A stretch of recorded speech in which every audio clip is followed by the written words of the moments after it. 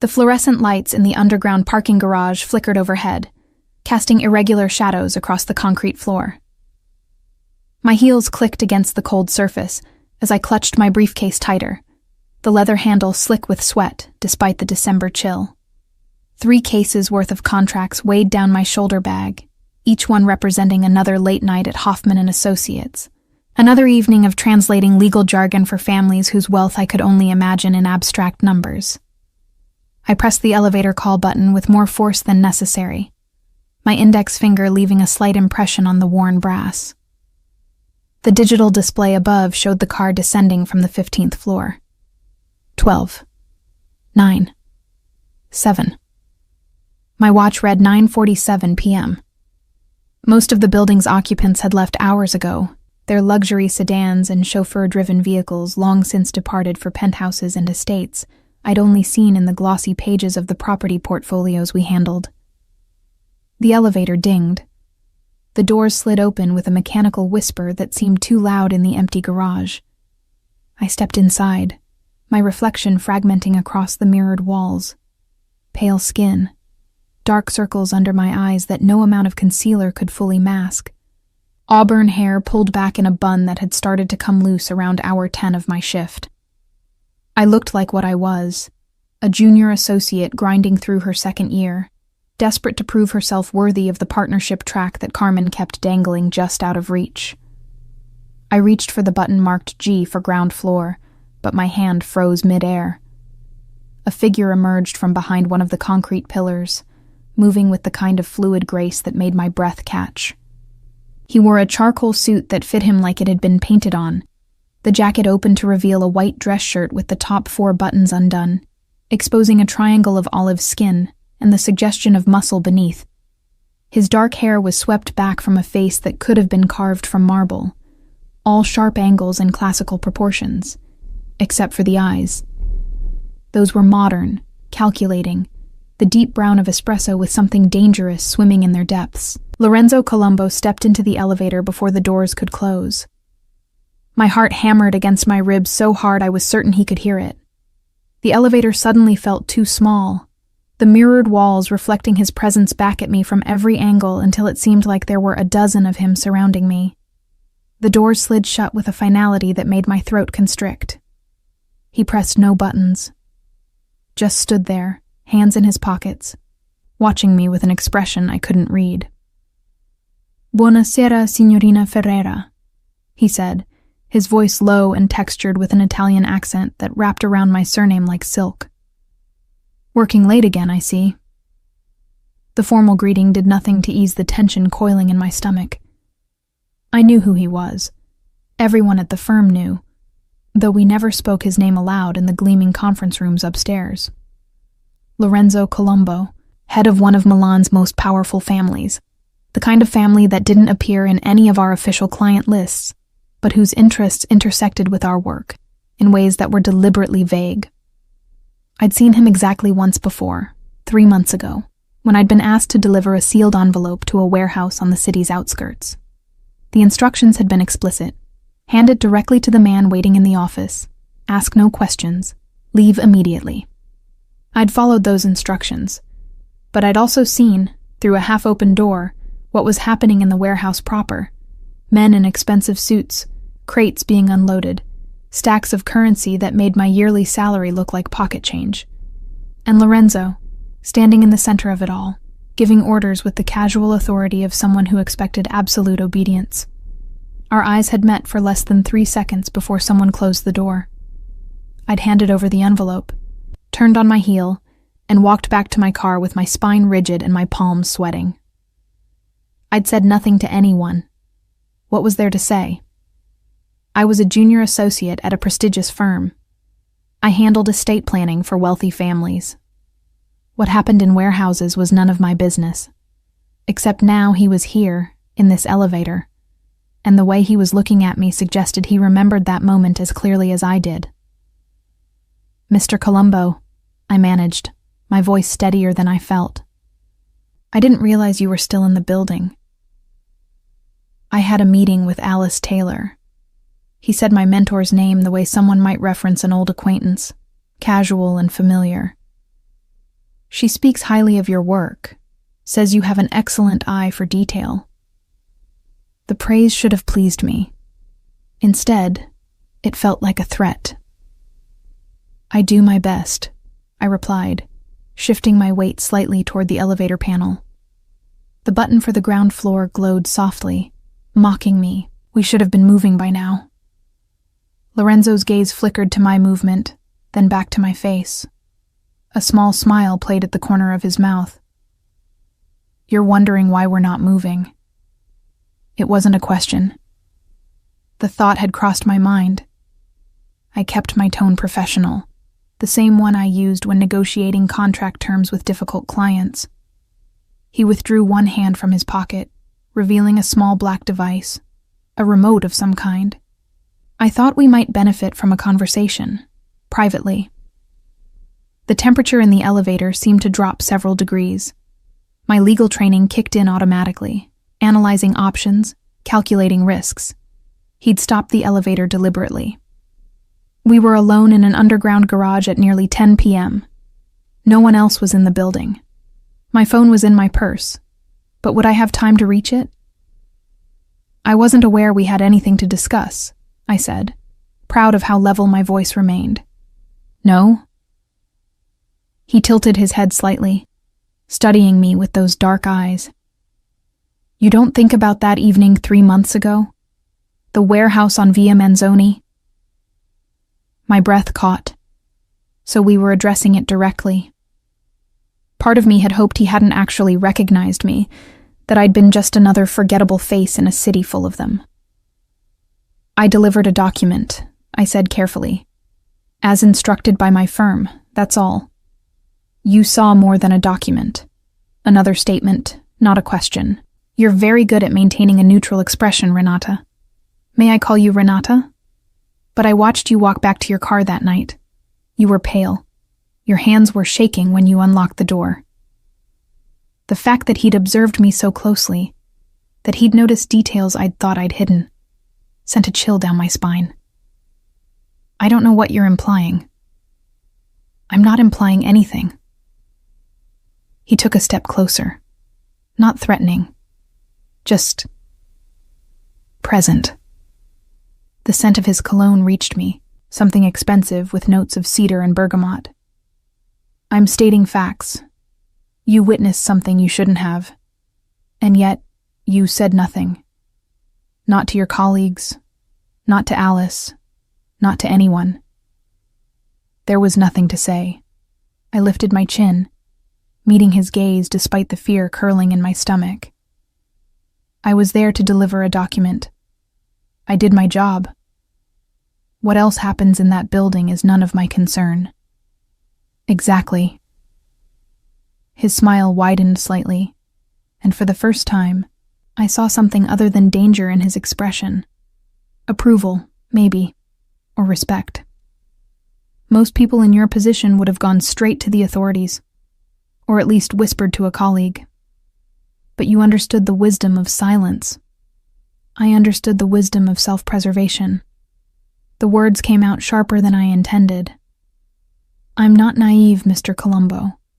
I know what happens to people who ask too many questions in situations like that. Something flashed in his eyes. Surprise, perhaps, at my directness. You think I would have harmed you? I think you would have done whatever was necessary to protect your interests. I gestured at the stopped elevator, at the device in his hand. Much like you're doing now. He was quiet for a moment, regarding me with an intensity that made my skin prickle. Then, unexpectedly, he laughed. A low, genuine sound that seemed to fill the small space. Carmen was right about you. She said you had spine. I didn't fully believe her until now. My mind raced. Carmen had talked to him about me? My senior partner, the woman who'd hired me straight out of law school, who'd promised me a partnership track if I worked hard enough. She'd discussed me with Lorenzo Colombo. I don't understand what this is about, I said, abandoning the pretense of calm professionalism. If you wanted to silence me, Surely there are more efficient methods than trapping me in an elevator. Silence you? He looked genuinely puzzled. Renata, if I wanted you silenced, we wouldn't be having this conversation. You would have simply disappeared. An unfortunate accident, perhaps. A mugging gone wrong. Milan can be dangerous for young women working late. The casual way he described my potential murder should have terrified me. Instead, it clarified things. He wasn't here to threaten me. This was something else. Then what do you want? I asked. Lorenzo studied me for a long moment, his expression shifting through several emotions too quickly for me to identify. Finally, he said, "Do you know what fascinated me about you that night? It wasn't your discretion, though that was impressive. It was the way you looked at me." I blinked. Most people, when they realize who I am, what I am, they look away. Or they stare with fear, or with the calculating greed of those who think they can profit from proximity to power. He took another step closer, closing the distance between us until I could feel the heat radiating from his body. But you looked at me with something else. Judgment, yes. Disapproval. But also curiosity. Like you were trying to understand rather than simply condemn. "I'm a lawyer," I said, my voice barely above a whisper. "Analysis is part of the job. It's more than that." His hand came up, not touching me, but hovering near my face. I forced myself not to flinch. "You see the gray areas, don't you? You understand that the world isn't divided neatly into legal and illegal, right and wrong. You know that sometimes the law serves justice, and sometimes it serves power." He wasn't wrong. I'd seen enough in my 2 years at Hoffman & Associates to understand that wealth operated by different rules. Contracts that would send an ordinary person to prison were perfectly legal when structured correctly. Assets hidden, taxes minimized, consequences avoided, all within the bounds of the law, if you could afford the right lawyers. "What do you want from me, Mr. Colombo?" I repeated, steadier now. "I want to offer you a position." He stepped back slightly, giving me space to breathe. "Not at my organization. I know you have too much integrity for that. But as a consultant, legal advice, contract review, the kind of work you already do, just for me specifically." I stared at him. "You're offering me a job. A lucrative one. Triple your current salary to start, with bonuses based on the complexity of the work. All perfectly legal, all properly documented. You would continue at Hoffman & Associates. Alice has already agreed to allow you to take on outside consulting work, as long as it doesn't interfere with your primary responsibilities." My mind spun. Alice had agreed? How long had this been in the works? Why me? "Because you're brilliant, because you're discreet, and because—" He hesitated, and for the first time since entering the elevator, he looked almost uncertain. "Because I find myself thinking about you more than I should. That look you gave me, that moment of connection before the door closed, it stayed with me. 3 months, and I couldn't forget your face." My breath caught. This wasn't just about hiring a lawyer. There was something personal in his words, something that both thrilled and terrified me. "I need time to think," I managed. "Of course." He pulled the remote from his pocket again, pressing a button. The elevator lurched into motion, beginning its ascent to the ground floor. But not too much time. There are complications developing. Situations that require the kind of legal expertise you possess, and I need someone I can trust. You don't know me well enough to trust me, don't I? The elevator dinged as we reached the ground floor. The doors slid open, revealing the empty lobby beyond. You've already proven your integrity. You saw something that could have destroyed me, and you chose silence not out of fear, but out of understanding. That's rarer than you might think. I stepped out of the elevator, my legs slightly unsteady. Lorenzo remained inside, one hand holding the door open. 1 week, he said. Think about my offer. I'll have Carmen arrange a proper meeting, somewhere less confined, somewhere you'll feel safer. I don't feel unsafe, I lied. His smile was knowing. No, you don't. That's what makes you perfect for this. Most people in your position would be terrified, but you're not. You're calculating, weighing options, considering possibilities. It's very attractive. Before I could respond to that loaded statement, he released the door. It slid shut between us, and the elevator began its descent back to the garage. I stood in the empty lobby for a full minute, my heart racing, my mind churning with implications and possibilities. Through the glass doors, I could see my small sedan waiting in the visitor parking area, pathetically ordinary next to the luxury vehicles that usually occupied this space. Triple my salary, legal work, all above board. The chance to work with someone who clearly saw my potential, who appreciated my skills in ways that Carmen, for all her mentorship, never quite had. But also, Lorenzo Colombo. A man whose wealth came from sources I couldn't examine too closely. A man who'd stopped an elevator to have a private conversation with me. A man who'd admitted to thinking about me for 3 months. Who'd called me attractive with that intense look in his eyes. I walked to my car on autopilot, started the engine, drove home through Milan's late-night streets without really seeing them. My apartment was small, a studio in a building that needed repairs I couldn't afford to request. I made pasta from a box, ate it without tasting it, and lay in bed staring at the ceiling until the early hours of the morning. The worst part was that I was actually considering it. Not just the job, but everything it implied.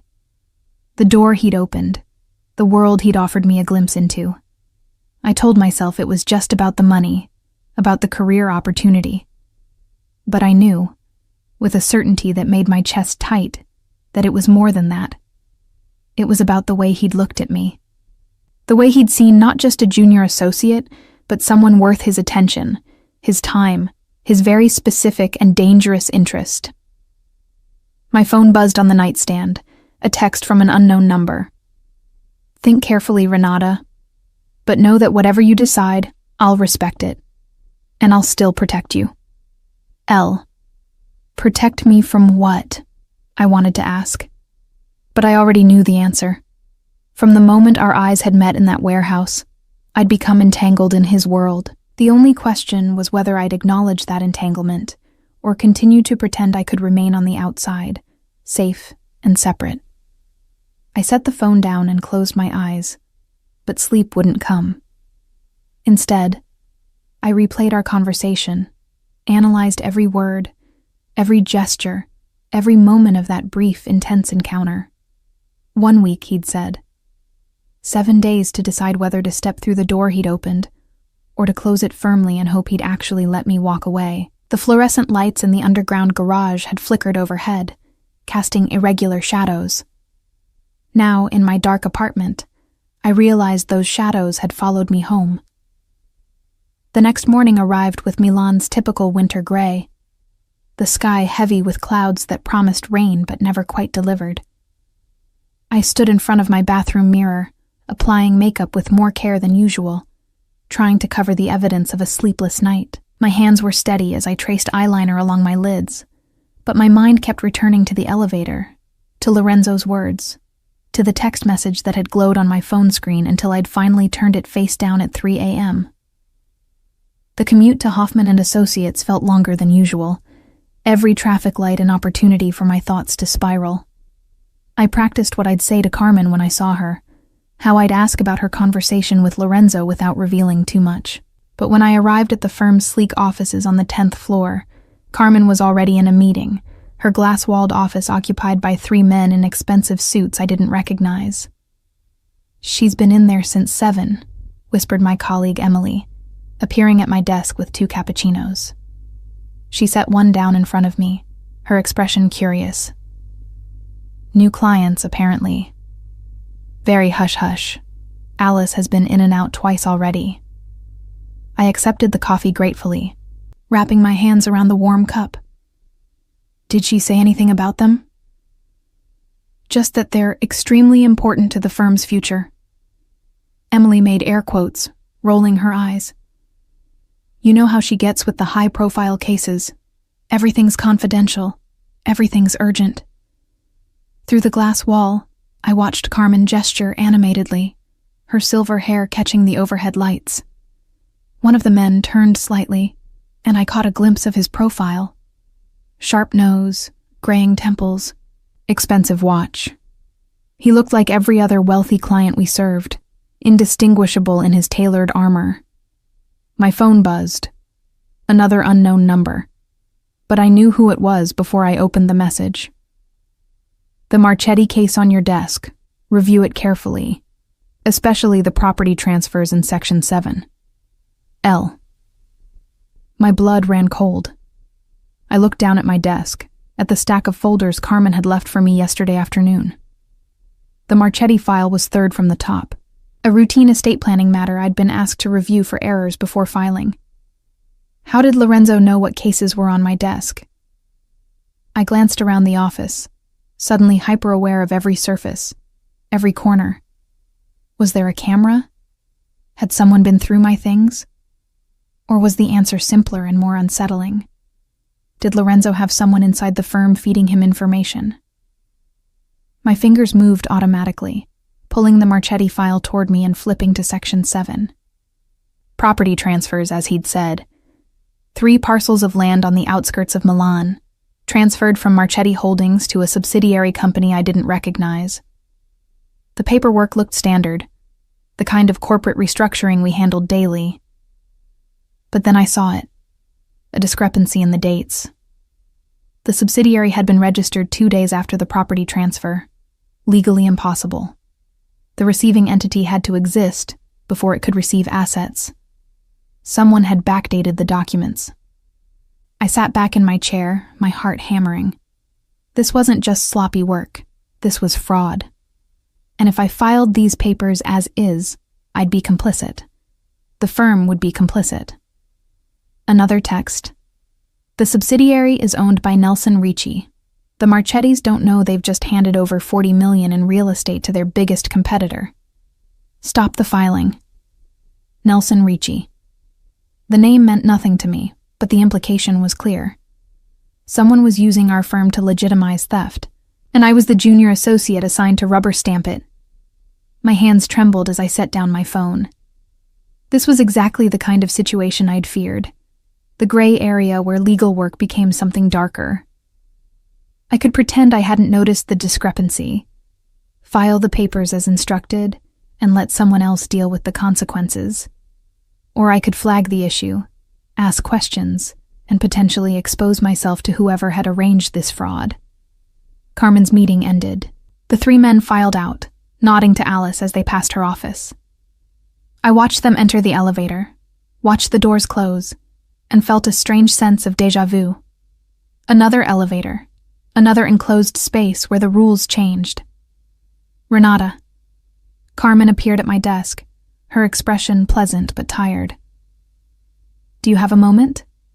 I followed her into her office, the Marchetti file tucked under my arm. She closed the door behind us, a rarity in our glass-walled environment, and gestured for me to sit. I wanted to discuss an opportunity with you, she began, settling into her leather chair. A consulting position with a private client. The work would be similar to what you do here, but more specialized, and significantly more lucrative. So Lorenzo had been telling the truth about her involvement. The confirmation should have relieved me, but instead it raised new questions. How much did Carmen know about Lorenzo's business? Was she complicit, or just pragmatic? I received a message about it, I said carefully.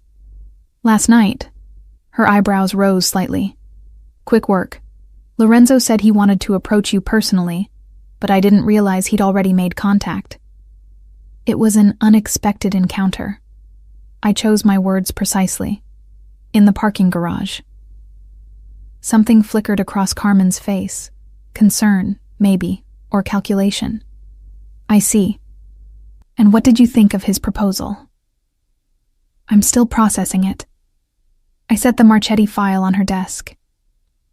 But I have a more immediate concern. Section 7 of this filing. There's a date discrepancy that makes the transfer legally invalid. Carmen opened the file, her eyes scanning the pages. I watched her face carefully, trying to read her reaction. Did she know about the fraud? Was she part of it? Good catch, she said finally, closing the folder. I'll send this back to the Marchettis for correction. Thank you for the careful review. The receiving company doesn't exist at the time of transfer, I pressed. Someone backdated the subsidiary registration. Which is exactly why we review these documents before filing. Her tone was pleasant but firm, the same one she used to end conversations she didn't want to continue. You've done your job, Renata. Leave the client management to me. I wanted to push further, to ask if she knew about Nelson Ricci, about the $40 million in theft, disguised as corporate restructuring. But something in her expression warned me off. There were boundaries even in mentorship, lines that shouldn't be crossed. Regarding Lorenzo's offer, Carmen continued, I think you should seriously consider it. The experience would be invaluable, and the compensation would allow you to pay off your student loans years ahead of schedule. She knew about my loans. Of course she did. She'd reviewed my financial disclosure when I was hired. But the way she mentioned them now felt pointed, like a reminder of what I stood to gain. I'm concerned about the nature of the work, I said honestly. I don't want to compromise my ethics for money. Lorenzo's business interests are extensive and largely legitimate, Carmen replied. Yes, he operates in gray areas, but so do many of our clients. The difference is that he's upfront about it. He won't ask you to do anything illegal, and he'll pay you extremely well for your expertise. And if I refuse? Her expression softened. Then you refuse. Lorenzo is many things, but he's not vindictive toward people who've shown him loyalty through discretion. Your position here would be unaffected. I wanted to believe her, but the timing, the Marchetti case, the immediate offer, the way Lorenzo had known exactly what was on my desk, suggested a more complex situation. I need more time to think, I said. Of course. Carmen stood, signaling the end of our conversation. But Renata, don't take too long. Opportunities like this don't come around often. I returned to my desk, my mind churning. Emily had left another cappuccino, now cold, alongside a post-it note. You looked like you needed backup. E. The small kindness made my throat tight. My phone buzzed again. Thank you for catching that. You just saved the Marchettis from losing everything. And you demonstrated exactly why I need you. L. I stared at the message, anger flaring hot in my chest. He'd set me up. The case had been a test, a way to show me both the danger of the world I worked in and his power to protect me from it.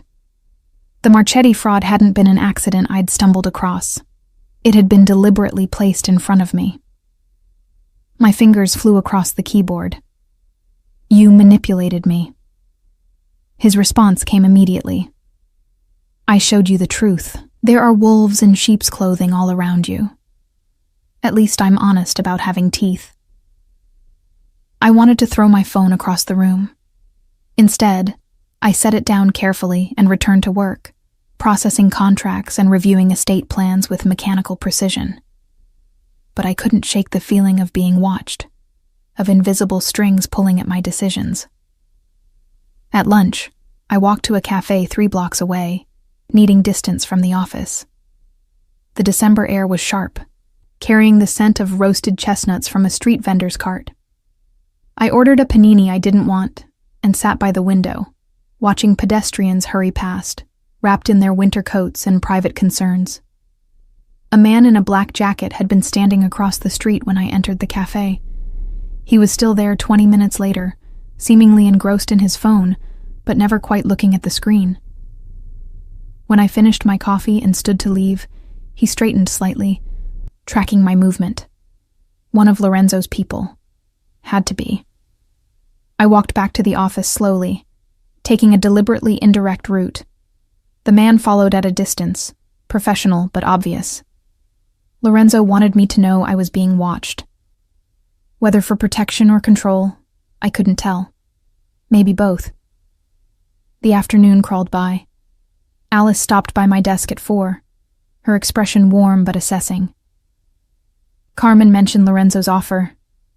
It's a good opportunity, Renata. I hope you'll consider it seriously. Everyone knew. Everyone had apparently discussed my future before I'd even been consulted. The realization made me feel trapped, like the walls of the office were closing in. At 6, when most of my colleagues had left for the day, my phone rang. An actual call this time, not a text.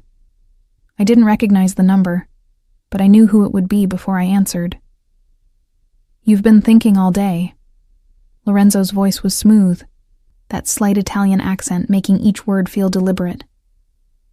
I can practically hear your thoughts from here. Where is here? I asked, looking around the empty office.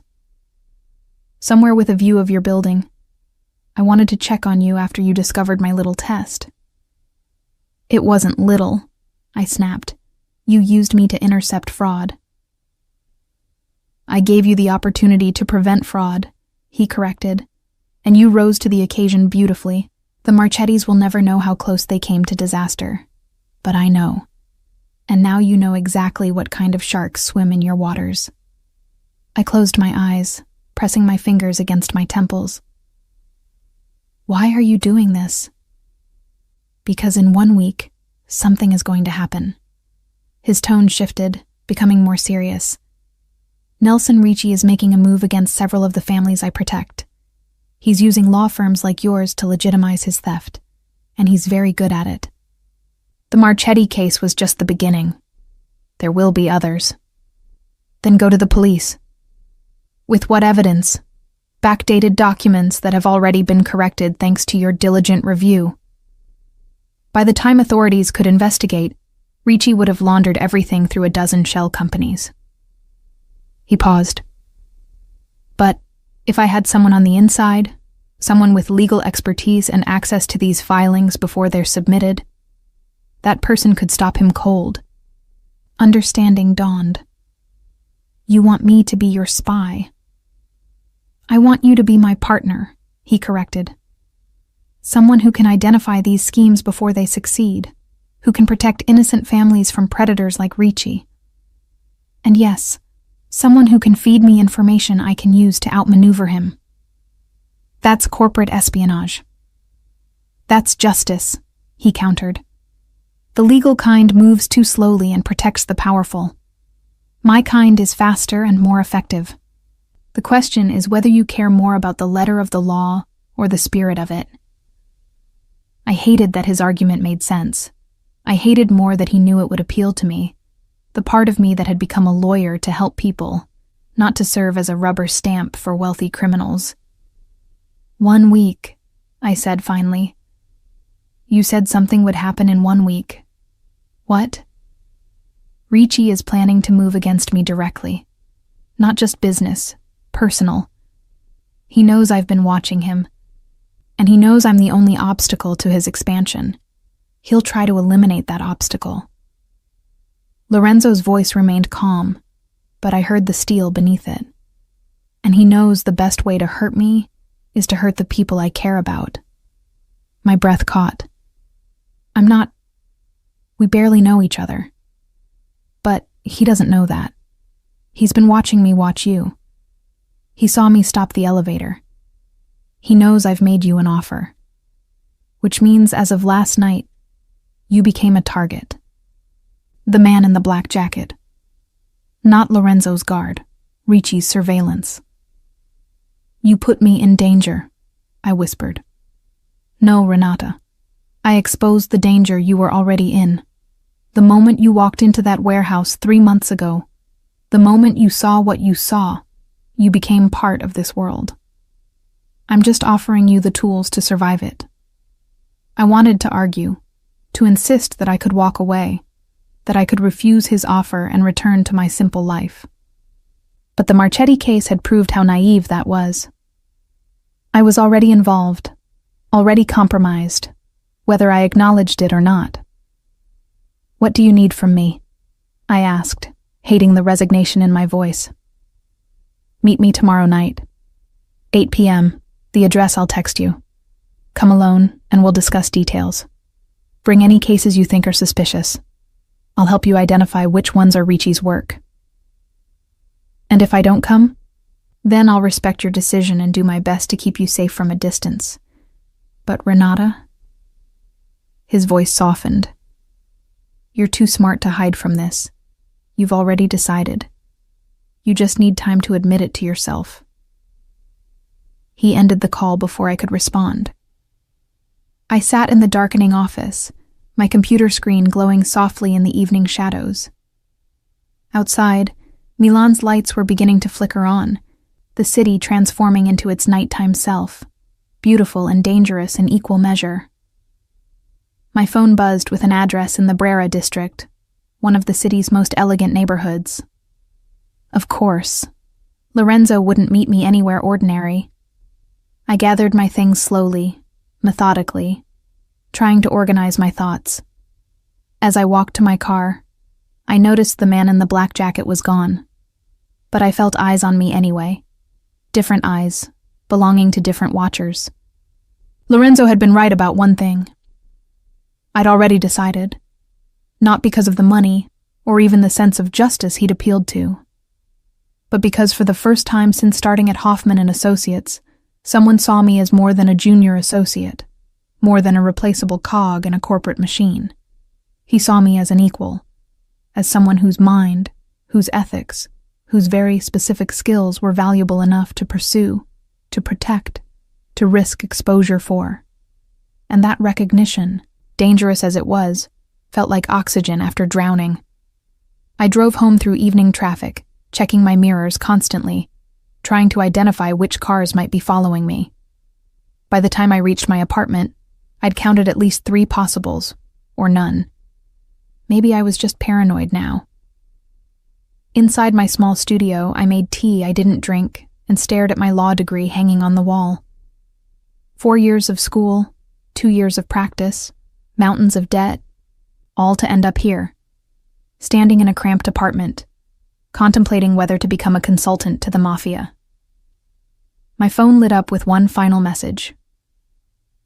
"Sleep well, Renata. Tomorrow everything changes. L." I didn't sleep well, but I did sleep eventually, with my law book spread across my bed and Lorenzo's words echoing in my mind. At least I'm honest about having teeth. In the morning, I would make my decision. But deep down, in the place where instinct lived beyond logic, I already knew what it would be. The elevator doors had opened, and I was already stepping through. The address Lorenzo had sent me belonged to a private art gallery in the Brera district, the kind of establishment that didn't advertise and accepted clients by invitation only. I stood outside at 7:55 p.m., my reflection distorted in the gallery's dark windows. I'd changed 3 times before leaving my apartment, finally settling on tailored black pants and a burgundy silk blouse. Professional enough for a business meeting, elegant enough for wherever this evening might lead. The door opened before I could knock. A woman in her 50s, dressed entirely in black, greeted me with a slight smile. "Signorina Ferreira, Mr. Colombo is expecting you. This way, please." She led me through the gallery's main room, past paintings that probably cost more than my lifetime earnings, into a private viewing chamber at the back. The space was intimate, lit by soft track lighting that illuminated a single massive canvas on the far wall, an abstract piece in blues and golds that seemed to shift as I moved. Lorenzo stood before it, his back to me, wearing dark slacks and a white shirt with those same 4 buttons undone. He turned when he heard my footsteps, and the intensity of his gaze made me falter mid-step. "You came," he said simply. "You didn't give me much choice." There's always a choice, Renata. You just chose to stop lying to yourself about what you want. He gestured to a small table near the painting, where 2 glasses and a bottle of wine waited. Please sit. We have much to discuss. I took the offered chair, accepting the wine he poured. The room felt too intimate, too much like a date rather than a business meeting. But maybe that was intentional. Lorenzo seemed to blur boundaries naturally, making everything personal whether you wanted it to be or not. Before we discuss Ricci, I said, needing to establish some control. I need to understand what happened 3 months ago. The warehouse. What was I really witnessing? Lorenzo settled into the chair across from me, cradling his wine glass. A transaction. Legal, technically, though the optics would have been problematic. We were consolidating assets from several family businesses, cash that needed to be accounted for before the fiscal year ended. And the men with guns? Security, standard for that amount of currency. He tilted his head, studying me. You're wondering if I deal in drugs, weapons, human trafficking, all the things Americans' movies suggest the Italian Mafia involves itself in. Do you? No. The single word was firm, final. My family built our influence over 3 generations through construction, real estate, and strategic political connections. We protect businesses that can't protect themselves from corrupt officials and rival organizations. Sometimes that protection requires force, but not the kind you're imagining. I wanted to believe him. The rational part of my brain warned against taking his word at face value. But something in his directness, the way he met my eyes without flinching, suggested truth. The warehouse wasn't the first time I'd seen you, Lorenzo continued, setting down his glass. You'd been working at Hoffman & Associates for about 6 months when I first noticed you. There was a reception for one of Alice's major clients, the Castellanis, textile empire, old money. You were there, making small talk with Giuseppe Castellani's wife, and she laughed at something you said. Really laughed, not the polite society laugh. I asked Alice about you afterward. My breath caught. You've been watching me for over a year? Not watching, aware of. There's a difference. He leaned forward slightly. In my world, knowledge is protection. I make it my business to know the key players in every firm, every bank, every institution that touches my interests. You were just another name on a list. But then the warehouse happened, and you became something more. Because I kept quiet? Because you looked at me like you were trying to solve a puzzle. His voice softened. Most people see the surface, wealth, power, danger. They make their judgments and move on. But you looked at me like there was something deeper worth understanding. Like I was a person, not just a category. The vulnerability in his words surprised me. For a moment, I glimpsed the man beneath the carefully constructed armor, someone who'd spent so long being feared that being seen felt radical. You're romanticizing it, I said, though my voice lacked conviction. I was terrified. You were cautious, different thing. He smiled slightly. And you're still here despite that caution. Tell me why. The question caught me off guard in its directness. I took a sip of wine, buying time to organize my thoughts. Because you were right about the Marchetti case, about the dangers I didn't see, and because I hesitated, then committed to honesty, because the work I do at the firm feels empty sometimes. I became a lawyer to help people, but most of my time is spent helping rich families get richer. And you think working with me will be different? I think it will be honest about what it is. You're not pretending to be something you're not. Lorenzo's expression shifted. Pleasure mixed with something deeper, more possessive. That's the difference between us and people like Ricci. We operate in shadows, yes, but we don't pretend to be legitimate while stabbing people in the back. We're upfront about the rules of our world. Tell me about Ricci, I said, steering us back to safer ground. What's his plan? He's been systematically acquiring businesses along the Milan waterfront, shipping companies, warehouses, distribution centers. On paper, it looks like normal expansion, but he's using fraud, intimidation, and strategic bankruptcies to force owners to sell at a fraction of value. The Marchetti case was part of a larger scheme to seize their real estate holdings. I pulled out my phone, opening the notes I'd compiled.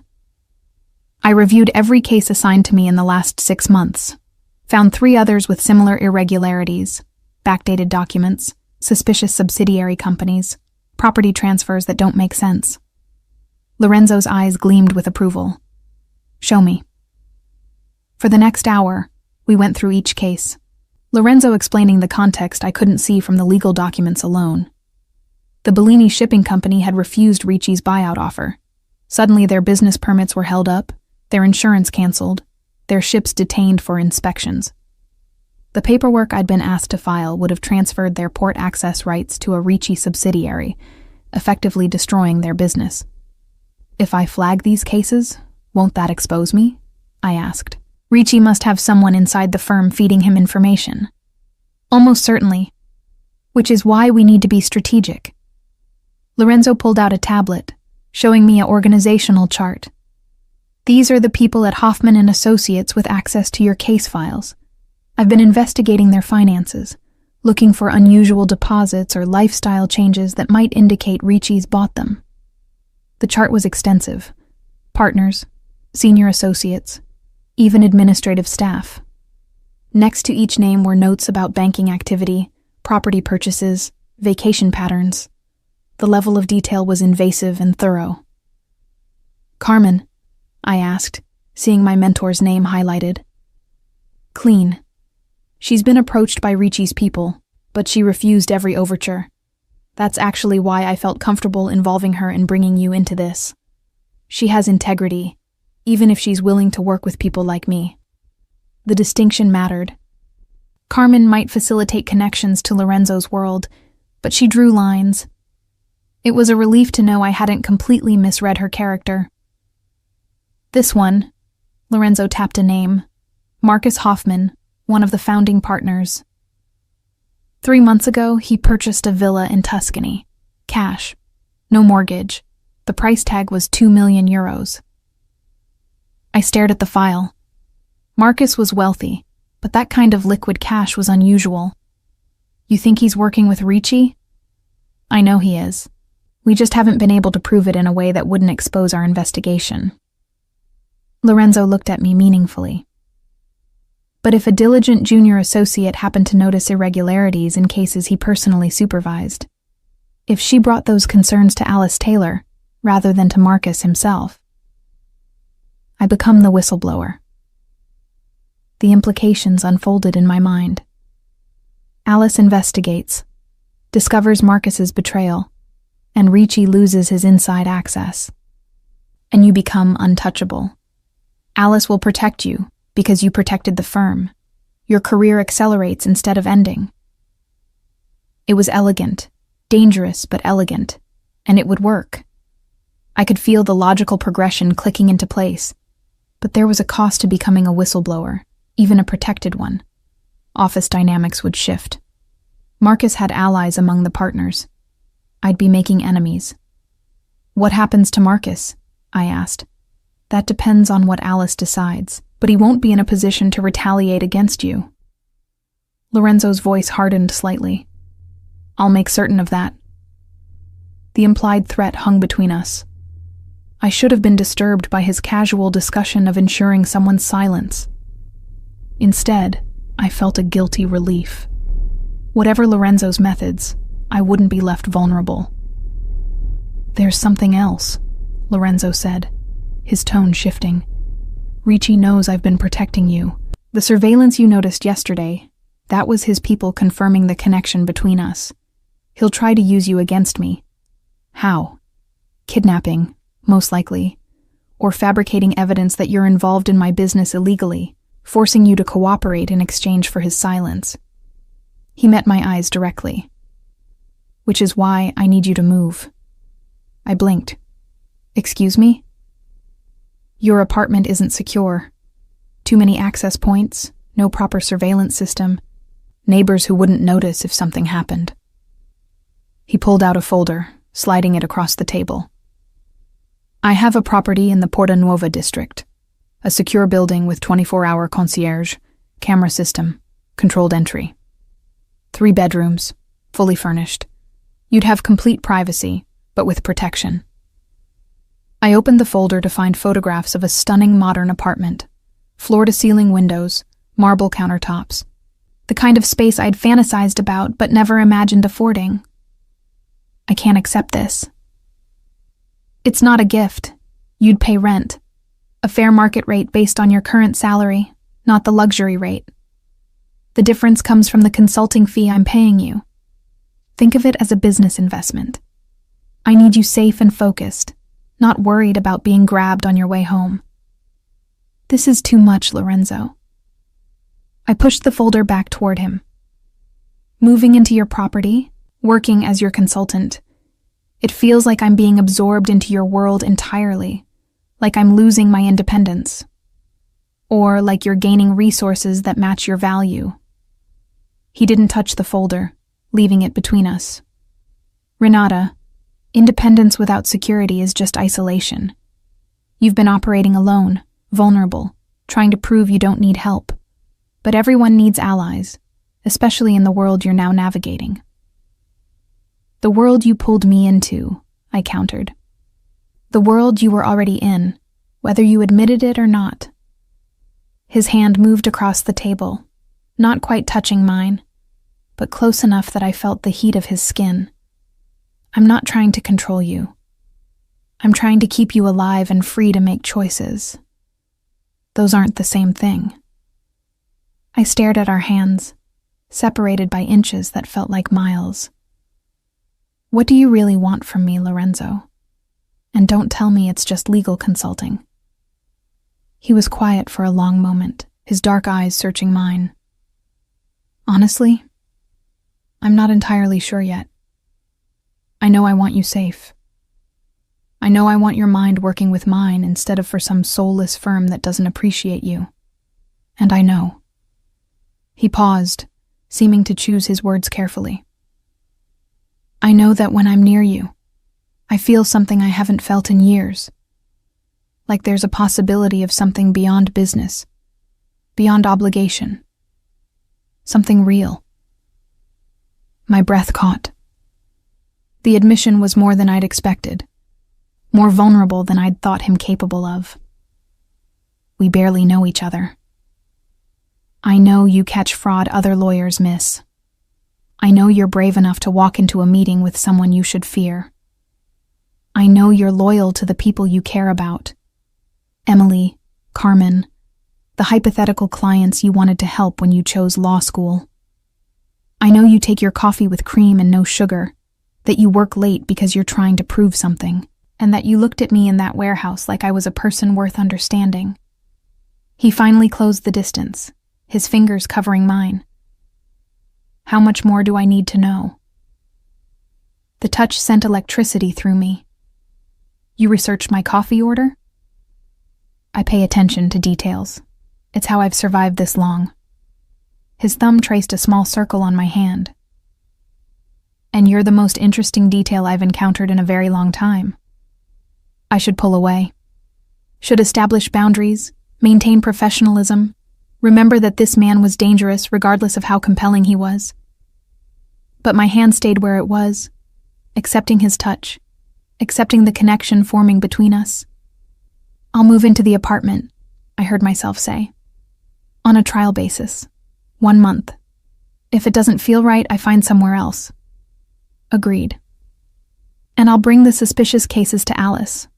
But Lorenzo, if this goes wrong, if Marcus retaliates or Ricci comes after me, you have to promise me something. Anything. That you'll let me handle it legally first. That violence is the last resort, not the first solution. Something complex moved across his face. Frustration, respect, maybe tenderness. You're asking me to fight with one hand tied behind my back. I'm asking you to trust that the law can work sometimes, that not every problem requires force." He studied me for a long moment, then nodded slowly. "I'll try it your way first, but if it fails, if you're in danger, I reserve the right to protect you by any means necessary." It wasn't complete capitulation, but it was more compromise than I'd expected from someone in his position. "Okay. Okay," he echoed, his hand still covering mine. We sat like that in the dim gallery, the abstract painting witnessing this strange alliance forming between us. Outside, Milan's night sounds filtered through. Distant traffic, voices in the street. The city continuing its rhythm, unaware of the tectonic shifts happening in this small, private space. "When do I move?" I asked finally. "This weekend. I'll arrange movers for Saturday." He released my hand, and I felt the loss of contact like a chill. "And Renata? Thank you for trusting me enough to say yes." "I haven't fully decided to trust you," I corrected. "But I'm willing to try. That's all I'm asking." He stood, offering me his hand to help me up. "Come on. I'll walk you to your car. I don't need an escort." "No, but you're getting one anyway. Ricci's people are still watching, and I want them to see that you're under my protection. Clear message. No room for misunderstanding." We left the gallery together, his hand resting lightly at the small of my back, possessive, but not controlling. The street was quiet. Milan's evening crowd thinned to occasional couples and late commuters. My car was parked 3 blocks away. As we walked, I became aware of the watchers Lorenzo had mentioned. A man reading a newspaper in a cafe that was closing. Another smoking by a doorway despite the cold. Lorenzo didn't acknowledge them, but I felt his awareness like a tangible force. "They won't approach while I'm with you," he said quietly. "But drive carefully. Vary your route home. And Renata, keep your phone on you always." "I do. I mean in your hand, not your purse. If anything feels wrong, call me immediately. I have people positioned throughout the city. Someone can reach you within minutes." The level of organization was both reassuring and unsettling. "You've been planning this since the day you walked into that warehouse." He stopped beside my car, turning to face me. "I told you, I've been aware of you for over a year. This isn't impulsive. This is strategic. And what am I in this strategy? Asset? Pawn?" "Partner," he said firmly. "Maybe something more, if you'll let it develop naturally. But first, partner." I unlocked my car, sliding into the driver's seat. Lorenzo leaned down, one hand on the doorframe, his face level with mine. "Drive safe. Text me when you're home." "I'm not checking in like a subordinate." "Then text me as someone who cares whether you arrived safely." He smiled slightly. "However you need to frame it, just let me know you're secure." Before I could respond, he closed my door and stepped back. I watched him in my rearview mirror as I pulled away. Tall, composed, absolutely in control of the space around him. 3 blocks later, I pulled over and gripped the steering wheel with shaking hands. What had I just agreed to? Moving into his property, becoming his consultant, entangling myself deeper in a world I'd spent my entire career trying to avoid. But then I thought about the Marchetti family, about the other cases I'd identified, about the justice that could happen if someone with legal knowledge and moral conviction worked within the system rather than outside it. I thought about Lorenzo's hand covering mine, his voice saying, "Partner?" His eyes looking at me like I was someone worth protecting, not because I was weak, but because I was valuable. My phone buzzed. "I'm watching your car on GPS. You pulled over. Everything okay?" L. Of course he'd put a tracker on my car. I should be outraged. Instead, I felt oddly comforted. At least I knew where I stood. Watched. Protected. Enrolled in something far bigger than myself. "Everything's fine. Just processing. R." Take your time. I'll be here when you're ready to talk. L. I pulled back into traffic, pointing my car toward home. My temporary home, I corrected. Soon I'd be in Porta Nuova, in a space Lorenzo had chosen, surrounded by security he'd arranged. The elevator doors had opened weeks ago. Tonight, I'd walked fully through them, and now there was no going back. The movers arrived at 8 a.m. Saturday, 4 men in matching uniforms who worked with military efficiency. I watched from my apartment doorway as they cataloged my belongings, which took remarkably little time, given how sparse my possessions were. 2 years in Milan, and I'd accumulated barely enough to fill their smallest truck. "Light packer," observed one of the men, a muscular guy with kind eyes. "Makes our job easy." I forced a smile, embarrassed by how little I owned. The contrast between my modest furniture and the luxury apartment awaiting me felt stark, uncomfortable, like I was a child playing dress-up in adult spaces. My phone buzzed. Lorenzo checking in for the 3rd time this morning. "Everything on schedule? Felix will meet you at the new building to handle keys and security protocols." L. Felix. I'd learned that name yesterday. Lorenzo's head of security, the man who'd been trailing me all week without my knowledge. The revelation had been unsettling, though Lorenzo had framed it as simple prudence. "You were being watched by Ricci's people. I needed to ensure you had protection, even before you agreed to work with me. Protection or surveillance?" The line blurred more each day. "Movers are almost done.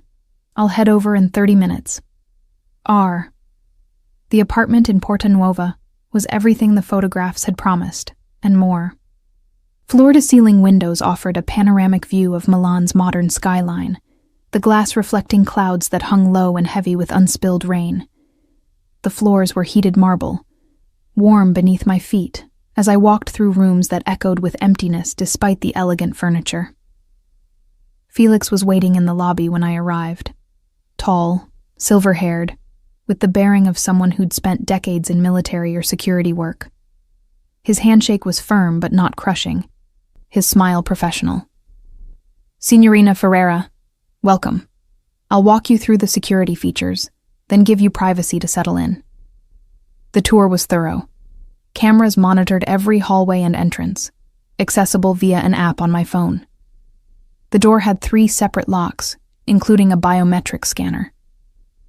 Panic buttons were positioned in each room, connecting directly to Lorenzo's security network. The windows were reinforced glass, capable of withstanding significant impact. "It seems excessive," I said as Felix demonstrated the panic button in the master bedroom. "Mr. Colombo doesn't believe in half measures when it comes to protection." Felix's tone was neutral, but his eyes held something like approval. "Especially not for people he values."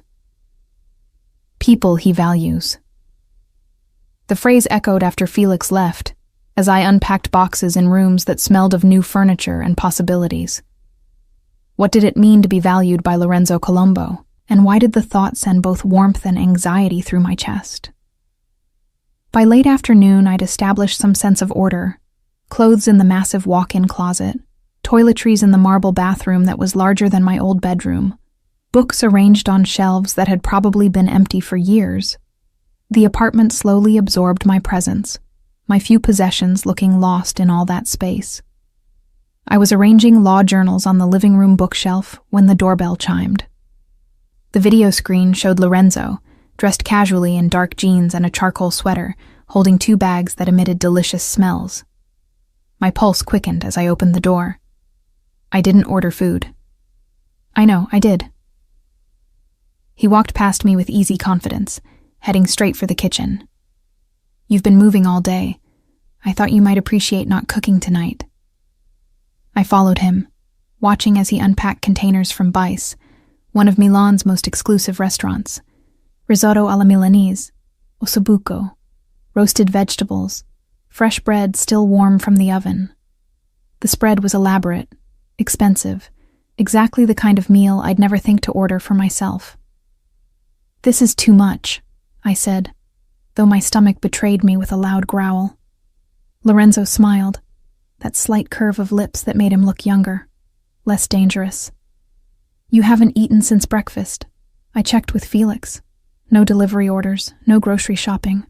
Were you planning to starve in your new apartment?" "I was planning to order pizza later." "Pizza has its place. Tonight, isn't it?" He began setting out plates, moving through my new kitchen like he belonged there. "Come on, sit. Tell me how the move went." We ate at the kitchen island, the cityscape sprawling beyond the windows as dusk settled over Milan. Lorenzo asked about the apartment, about which rooms I'd claimed as my own, about whether the security setup felt intrusive or reassuring. His questions were casual but attentive, creating space for conversation that felt almost normal. "The bedroom," I said, refilling our wine glasses. "It has a reading nook by the window. I've never had space for that before." "Then it's already better than the old place." He watched me over the rim of his glass. "You'll be comfortable here. Safe. Isolated," I added quietly. His expression shifted. "Is that how it feels?"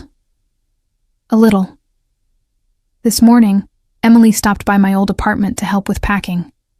She kept looking around at the fancy movers, the efficiency of it all, and I could see her wondering about where I was going, about why everything changed so suddenly. I set down my fork. I told her it was a consulting opportunity, that a client needed someone on call and provided housing. She didn't believe me. Friends rarely do. They sense when something fundamental shifts. Lorenzo leaned back, studying me.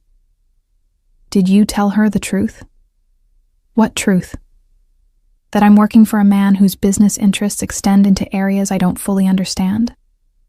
That I've moved into his property because apparently I'm now valuable enough to warrant this level of protection?" The words came out sharper than intended. I don't even know what the truth is anymore. The truth is that you're exceptionally talented, and people are taking notice. Some want to exploit that talent, others want to nurture it. He paused. I'm in the latter category, in case that wasn't clear. Is that all I am to you? Talent to be nurtured? The question hung between us. Lorenzo set down his wine glass slowly, deliberately, his dark eyes never leaving mine. You know it's not.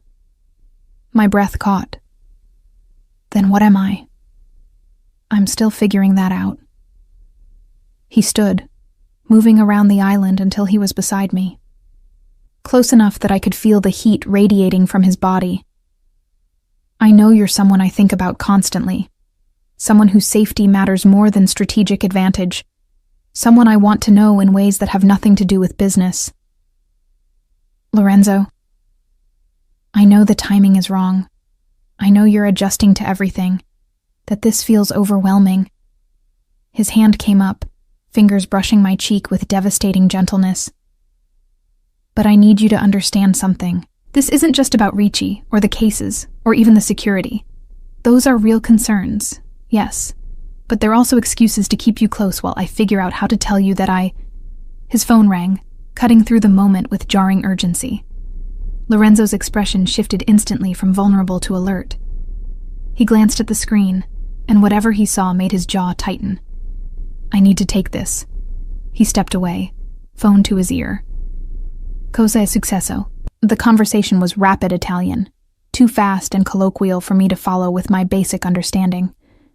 But I caught names: Ricci, Marcus, Alice, and Lorenzo's tone grew progressively darker. When he ended the call, his face was a mask. There's a situation. Ricci made his move earlier than expected. Ice flooded my veins. What kind of move? He's filed complaints with the Italian Bar Association against you, Carmen, and Alice, alleging that you've been fabricating evidence against Marcus Hoffman, that the cases you flagged were legitimate, and you're trying to damage his reputation out of personal vendetta. I stared at him. That's insane. I haven't even brought anything to Alice yet. He doesn't know that. He's acting preemptively, trying to discredit you before you can expose Marcus. Lorenzo's hand curled into a fist. It's a smart move.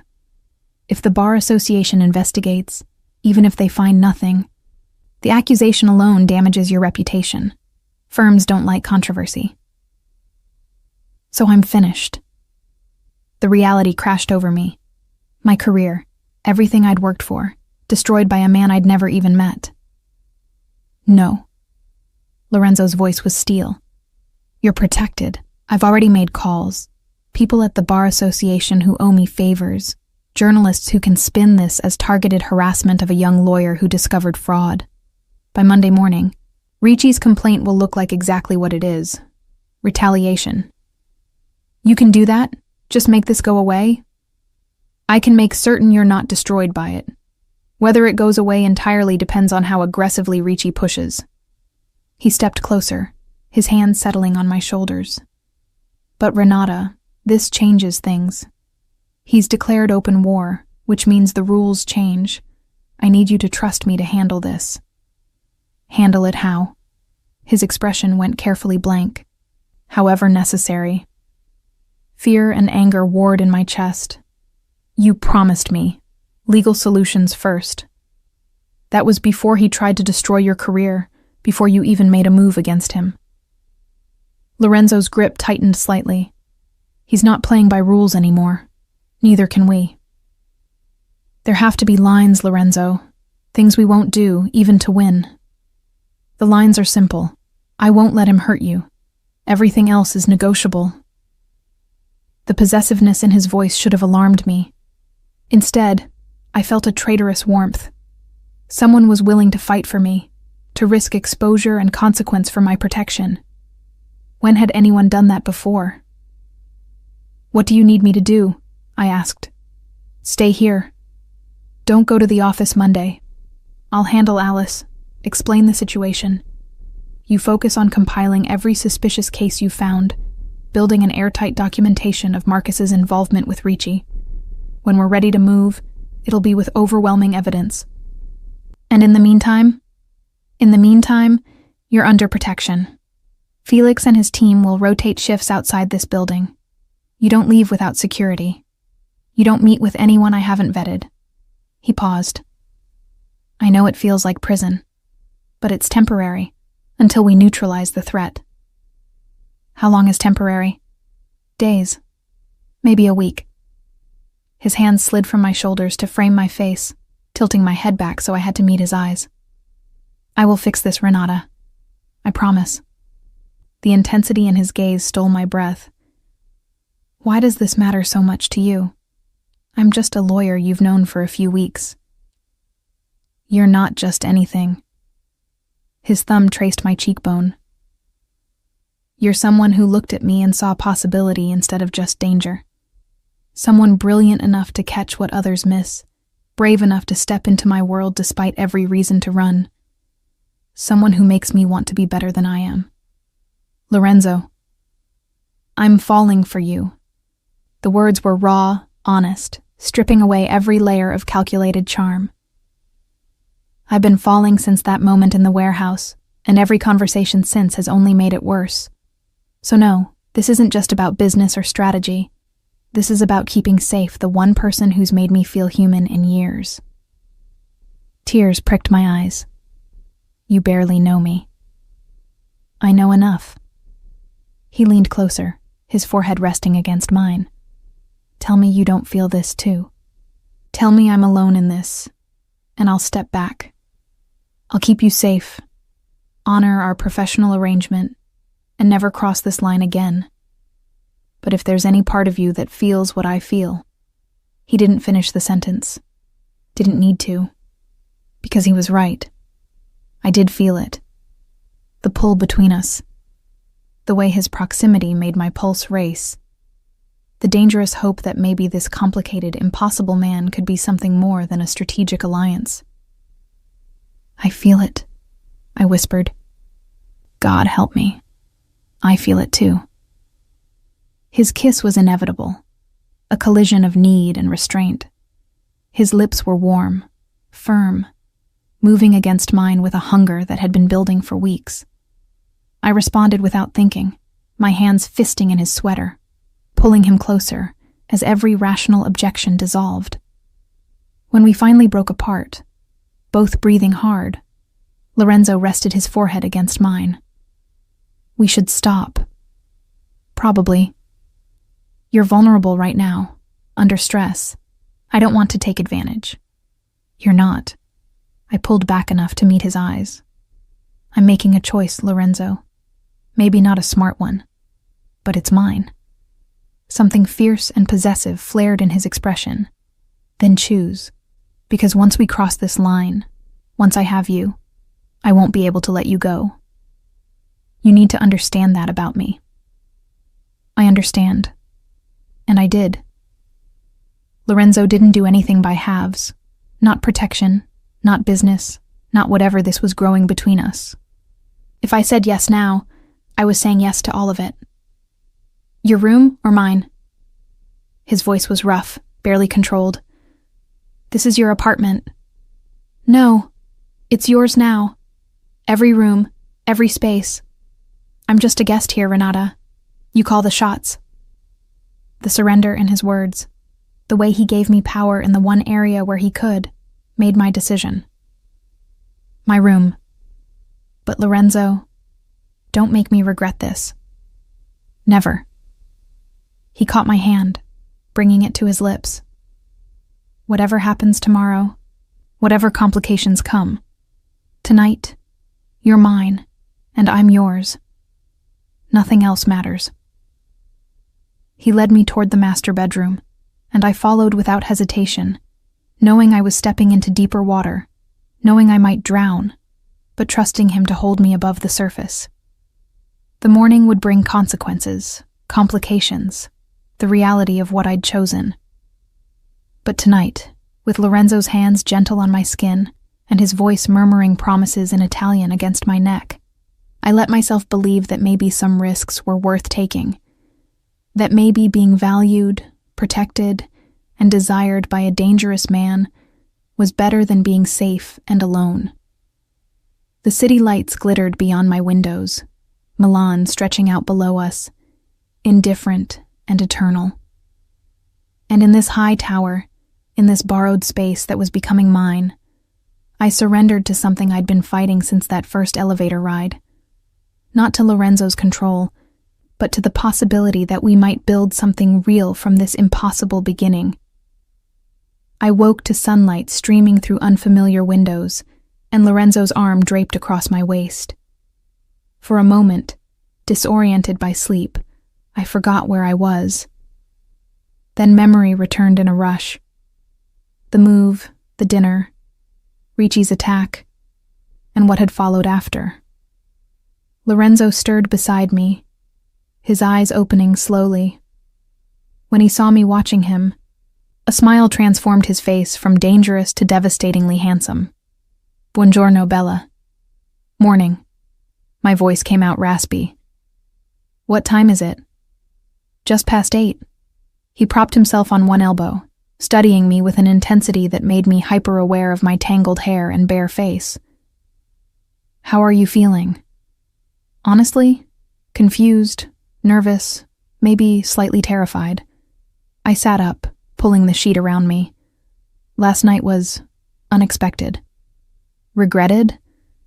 His tone was careful, neutral, but I saw tension in his shoulders. No, but complicated. I met his gaze. Everything's happening so fast, Lorenzo. 2 weeks ago, I was just a junior associate.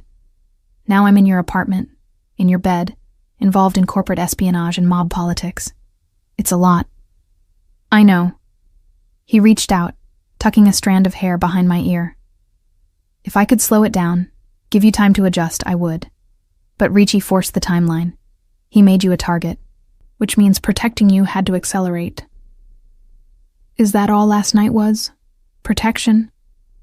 You know it wasn't. His hand cupped my cheek.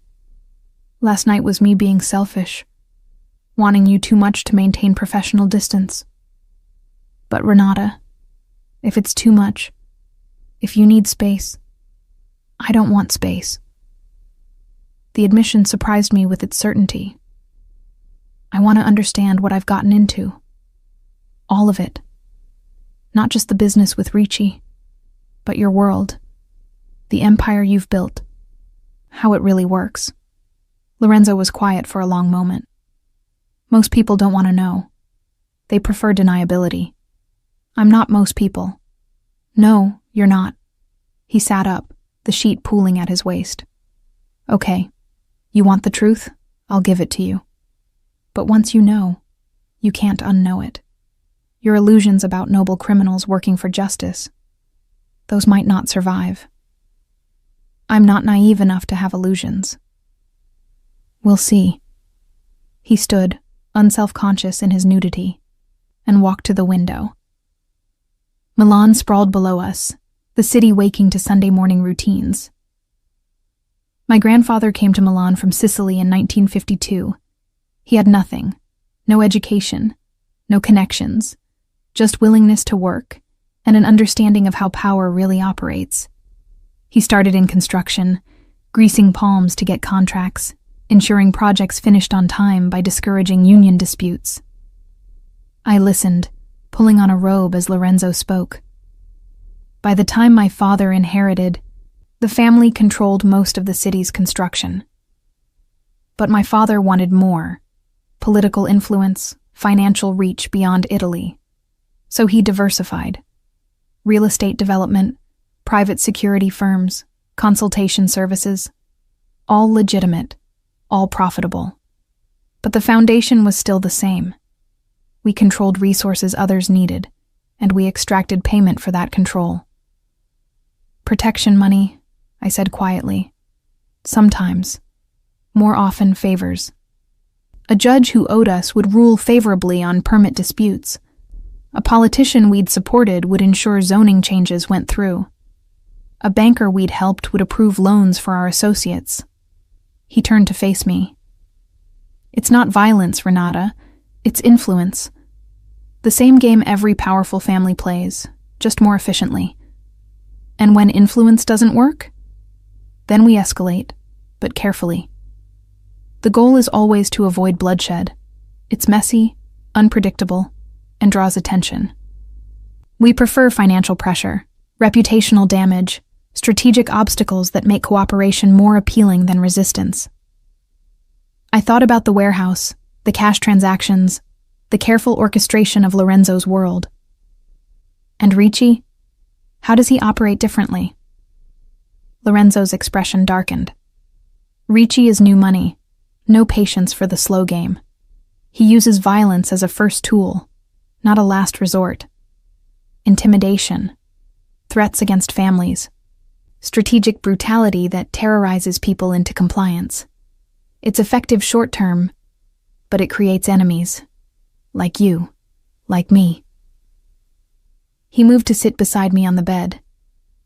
I've been trying to push him out of Milan for 2 years. He's got his hooks in shipping, which gives him leverage over imports and exports. He's been systematically destroying competitors, and now he's targeting the families I protect.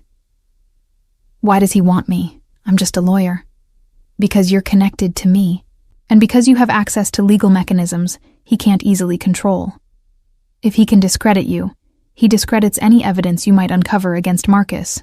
It's strategic, brutal, and typically Ricci. I processed this, pieces clicking into place. So, what's your plan? Expose Marcus completely, cut Ricci's access to legal legitimization, then apply financial pressure. I've been buying up debts Ricci owes, consolidating his obligations to companies I control.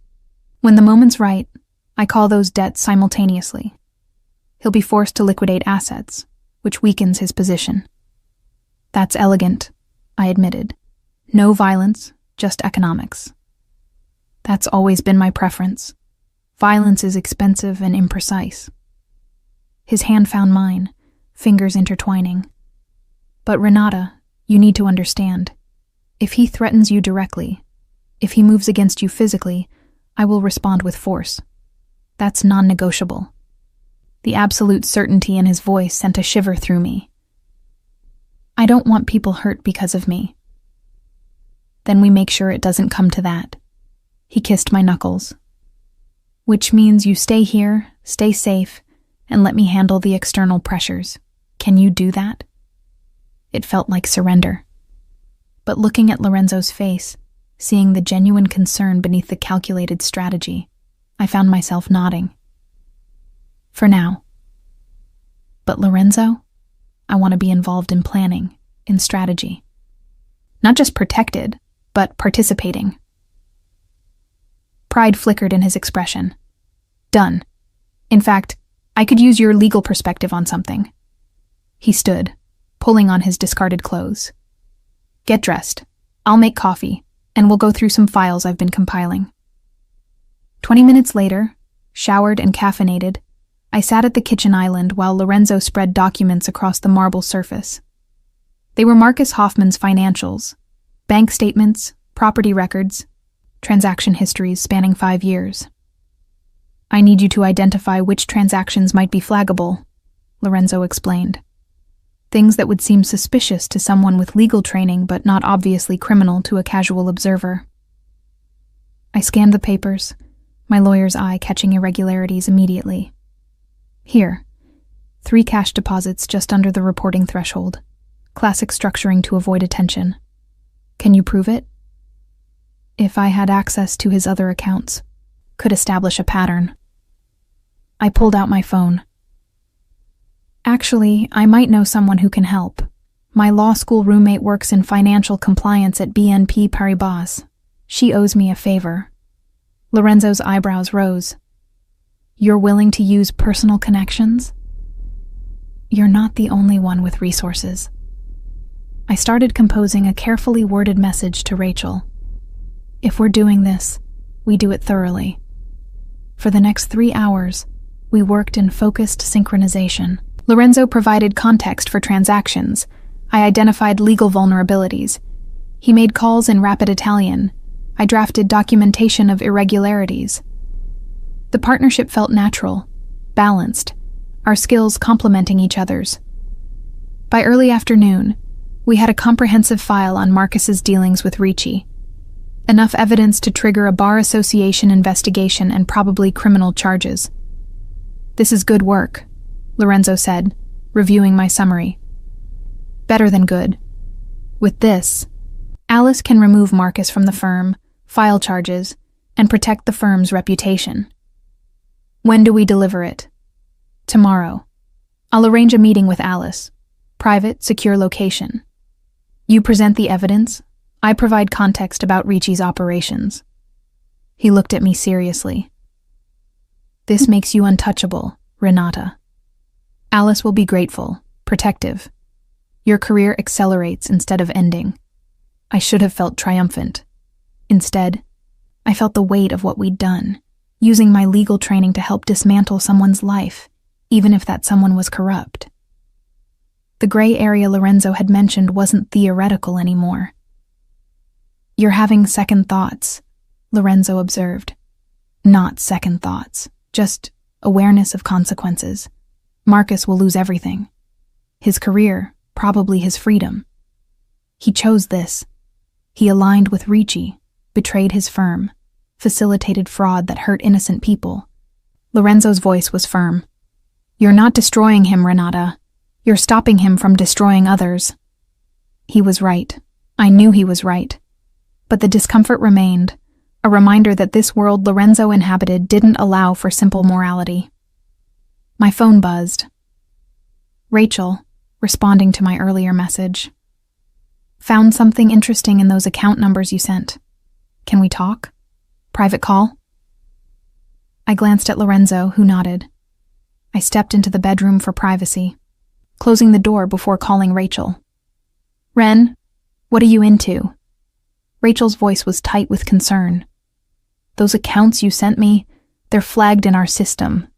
Money laundering, organized crime connections, the whole criminal buffet." "I know. That's why I needed confirmation." "Are you in trouble? Because if someone's pressuring you..." "I'm okay. Actually, I'm helping expose it. But Rachel, I need something else. Can you trace where the money in those accounts originated?" Rachel was quiet for a moment.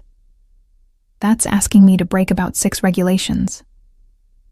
I know. I wouldn't ask if it wasn't important. How important we talking? Because my job important? Or someone's life important? I thought about Ricci's threats, about the families whose businesses he was destroying, about Lorenzo risking exposure to protect people he'd never met. Lives. Multiple lives. Shit, Ren. A long pause. Okay. I'll see what I can do. But you owe me more than a favor after this. You owe me the full story over very expensive wine. Deal. Thank you, Rach. When I returned to the living room, Lorenzo was on his phone, speaking in low, urgent Italian. He ended the call as I approached, his expression grave. What's wrong? Ricci just moved against the Castellani family, the textile empire I mentioned. He's filed false insurance claims on their warehouses, then had them burned to collect the payout. The Castellanis will be bankrupted by the investigation alone. Horror washed through me. He burned warehouses? Were people inside? No, thankfully. He's brutal but not stupid. Murder investigations draw too much attention. But the Castellanis employed over 200 people. Those jobs are gone. Families ruined. Can we stop him? Not directly, but we can make sure the insurance fraud is documented, tie it back to him through financial records. Lorenzo's jaw was set. This is what I mean about escalation. He's not targeting me anymore. He's targeting everyone connected to my protection network, destroying them to weaken me. Then we need to move faster. Present everything to Alice tomorrow. Get Marcus removed immediately. Cut Ricci's legal access before he can do more damage. Lorenzo studied me. You're sure? Once we move, there's no going back.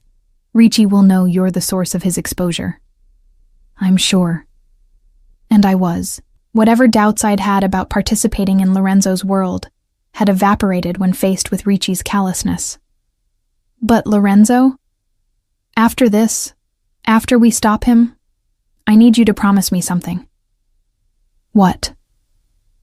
That you'll consider whether there's a way out, a way to transition your influence into something fully legitimate, without the gray areas. I moved closer to him. I'm not naive. I know you can't just walk away. But long term, for us to work, I need to believe we're moving toward the light, not deeper into shadow. His hand came up to cup my face. You're asking me to change my entire life.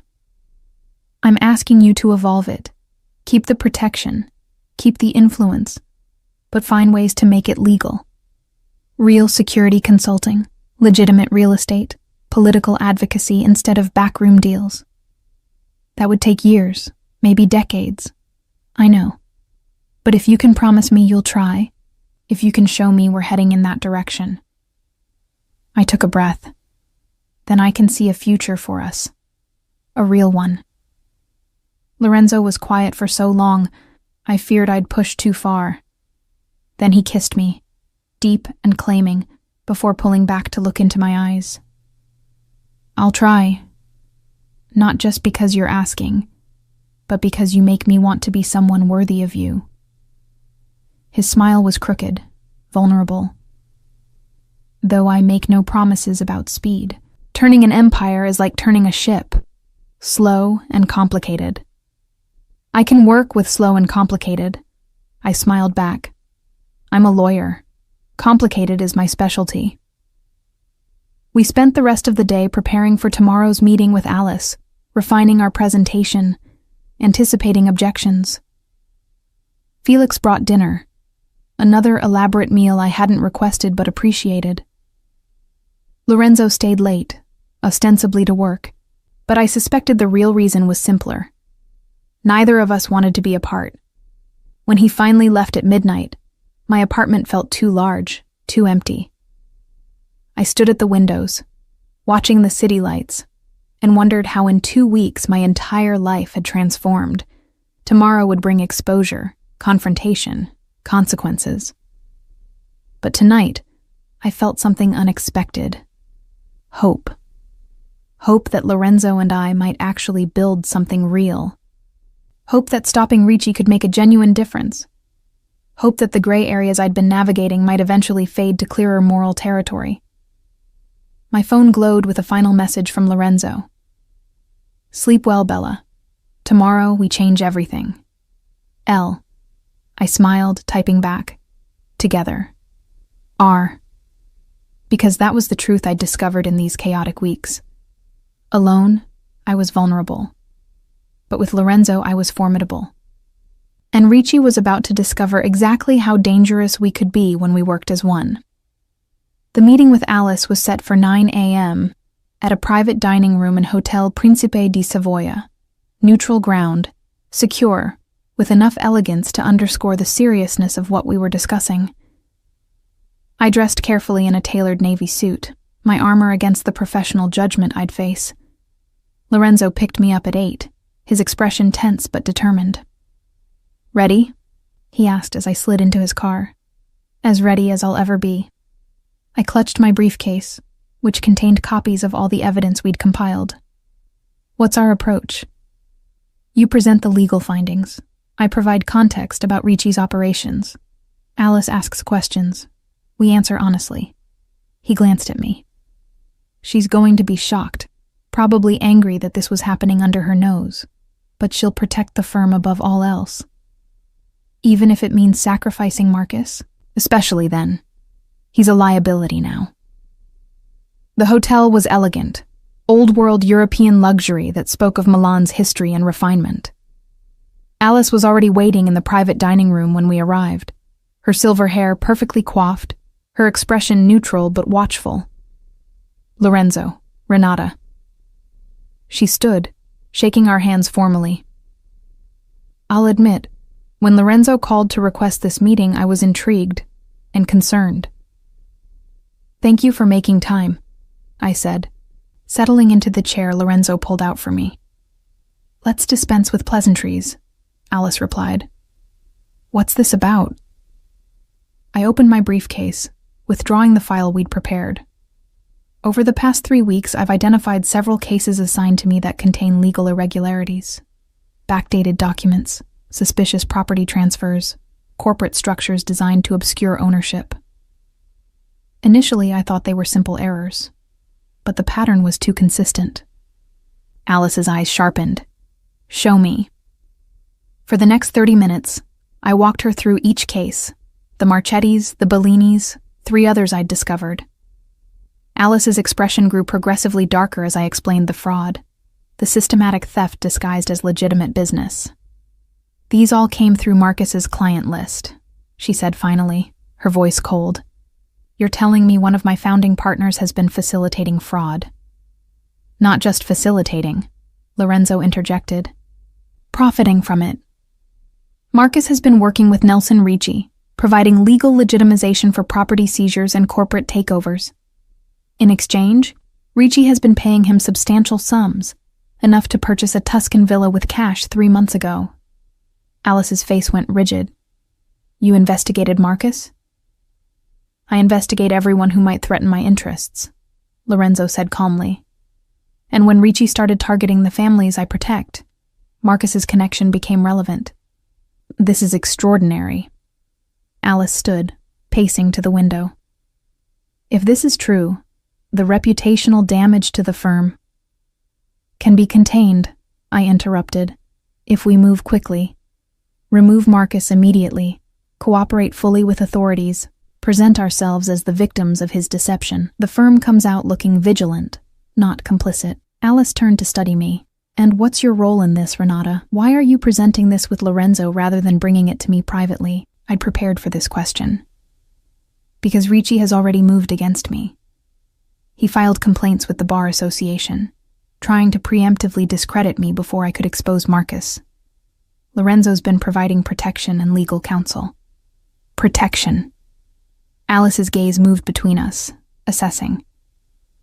"Is that all he's been providing?" Heat rose to my cheeks, but I held her stare. "Lorenzo and I have developed a professional relationship. Don't insult my intelligence, Renata." Alice's voice was sharp.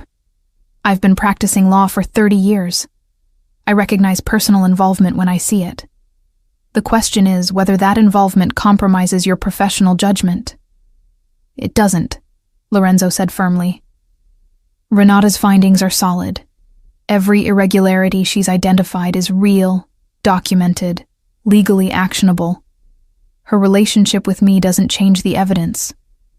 Perhaps not, but it changes the optics. Alice returned to her seat. If we move against Marcus based on information you've provided, Lorenzo, people will question our motives. They'll say we're doing your bidding. Then verify it independently, I urged. Have your own forensic accountants review the cases. The fraud is there, Alice. Marcus has been betraying the firm for at least 2 years. Alice was silent, her fingers drumming against the table. Finally, she said, I'll need 24 hours to conduct my own review. If what you're saying is accurate, I'll move against Marcus immediately. But Renata? Her gaze locked on mine. Your career at this firm may not survive this. Even if you're right, even if Marcus is guilty, you'll always be the associate who brought down a founding partner. Colleagues will see you as a threat. I understand. Do you? Alice's expression softened slightly. You're brilliant, Renata. I've known that since I hired you. But brilliance attracts enemies as much as admirers. Are you prepared for that? I thought about the past weeks, about Ricci's threats and Lorenzo's protection, about the life I'd left behind and the uncertain future ahead. I'm prepared to do what's right. The rest, I'll handle as it comes. Alice nodded slowly. Then we'll proceed. Lorenzo, I'll need access to your financial intelligence on Marcus. Everything you have, properly documented. I'll have it couriered within the hour. Good. Alice stood, signaling the meeting's end. Renata, take the rest of the week off. Let me handle the internal investigation without you being visible. Come back Monday, and we'll discuss your future here. It wasn't reassurance, but it wasn't dismissal either. I accepted it gratefully. Lorenzo and I left the hotel in silence, the weight of what we'd set in motion pressing down on both of us. In the car, he finally spoke. You were perfect in there. Professional, composed, persuasive. I don't feel perfect. I feel like I just destroyed someone's life. You exposed corruption. There's a difference.